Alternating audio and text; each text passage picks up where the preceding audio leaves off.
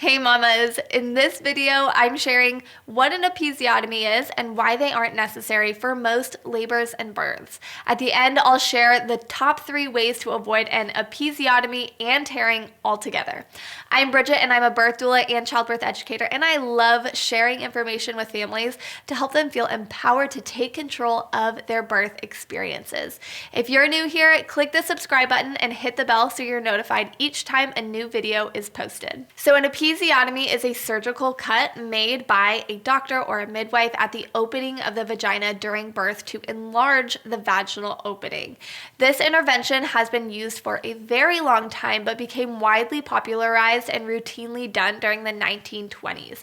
And the idea behind it was that by making a small incision on the perineum, the area of skin and muscle between the vagina and the anus, it would reduce the risk for more severe tearing. However, it was eventually found to do the exact opposite. Women who had episiotomies were actually more likely to experience 3rd or 4th degree tears, which require much more extensive recovery. Let me explain this with a piece of paper. Without any cut in the paper remains intact when I pull on it.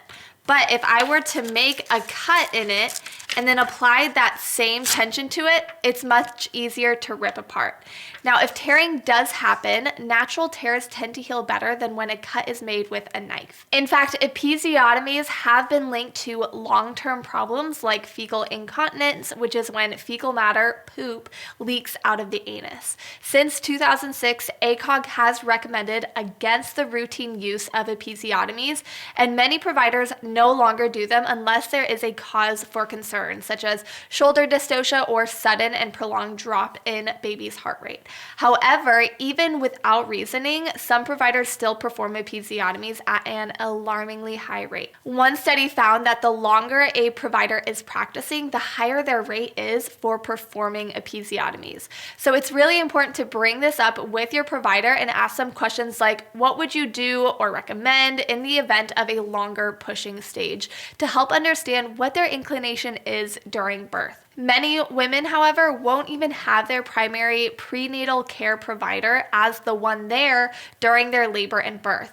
This means you might get someone you've never met before. So to reduce the risk of any perineal lacerations, including episiotomy or tearing, here are some things that you can control outside of your provider. Number 1, avoid getting an epidural.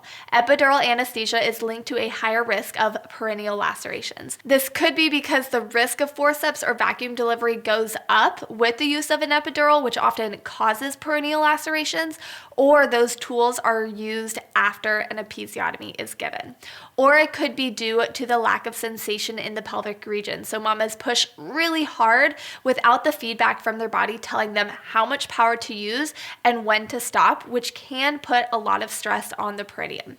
Number 2, birth in a way that feels best. Usually this means birthing off of your back when you feel the urge and using your breath to push. Valsalva pushing is the most common method of pushing in the hospital setting. It's where you hold your breath and you bear down as hard as possible during a surge. It's also called purple pushing because of how it makes mama's face turn purple when she's holding her breath and bearing down that hard. I'm sure you can imagine how this would put a lot of stress and tension on the perineum.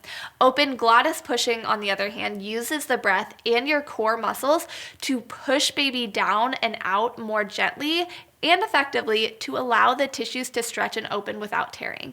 I teach you how to do this method of breathing in my Built to Birth course, which is linked down below, along with my free mini birth class. And number 3, have a birth advocate who is watching what is happening with your care provider while you're focusing on birthing your baby.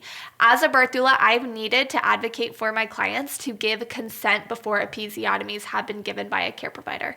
Having an advocate for your birth is one of the best ways to stay in the driver's seat of your birth experience. So to wrap us up, let me know in the comments if you've ever heard of an episiotomy before, or if you got one, what was your experience and your recovery like? Share with us down below, and thanks for being with me in this video, and I'll see you in the next one. Bye, mamas.